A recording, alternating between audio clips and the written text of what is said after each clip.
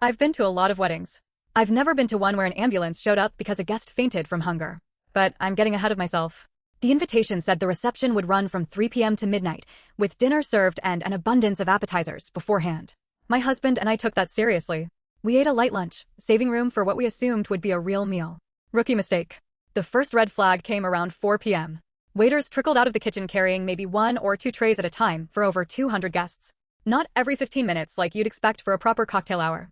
Every 15 minutes, period, regardless of how many people were still hungry. It didn't take long for human nature to kick in. The younger, more mobile guests started camping out by the kitchen doors, and the second a tray appeared, they descended on it like it was a Black Friday doorbuster. The older guests, the ones who'd raised these kids, mind you, never stood a chance. I watched a woman in her 70s get gently but firmly boxed out from a tray of bruschetta by someone's 20-something cousin. By hour 2, hangry wasn't a joke anymore. It was the mood of the entire room. I saw actual elbows thrown over a plate of stuffed mushrooms. A grown man muttered, "Are you kidding me?" under his breath when a tray got cleared before it reached his table. I finally cornered the bride's mother near the gift table. "Hi, I don't want to be a bother, but do you know what time dinner's going to be served?" She gave me a tight smile. "Oh, there's no dinner. It got too expensive, so we're just doing the appetizers. But don't worry, there are plenty." I glanced back at the war zone by the kitchen. There were not plenty. By 7 p.m., my husband looked at me and said what we were both thinking. "I can't do this anymore. I'm getting real food." We weren't alone. About 30 other guests had the exact same idea, and we all ended up shuffling across the street tea. The staff at that pizza place looked like they'd seen a ghost. One employee actually asked, only half joking, if there was a wedding riot happening. We devoured mediocre pizza like we hadn't eaten in days, because by that point, we basically hadn't. We tried to slip back into the reception quietly. That did not work.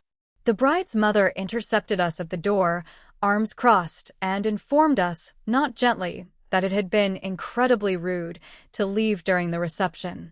I wanted to say something about how it had been incredibly rude to promise dinner and serve 4 trays of bruschetta to 200 people, but I bit my tongue and apologized instead. The night, unfortunately, still had one more twist. Later, near 10 p.m., there was a commotion by the head table.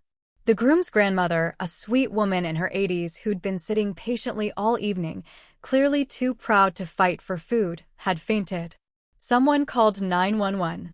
An ambulance actually pulled up outside a wedding reception, lights flashing against the string lights and floral arch, while paramedics checked her vitals. She was okay in the end. Some fluids, a snack, and a few hours of observation at the ER ruled it as low blood sugar from going nearly 7 hours without eating.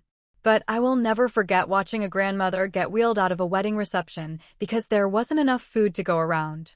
We stayed until midnight like the invitation asked, mostly out of guilt and disbelief. By the time we got home, my husband turned to me and said, "We should have gotten survival merch." He wasn't entirely joking. Somewhere out there is a bride and groom who think their wedding was elegant and memorable. They're right about one thing: nobody who was there is ever going to forget it. Just maybe not for the reasons they hoped.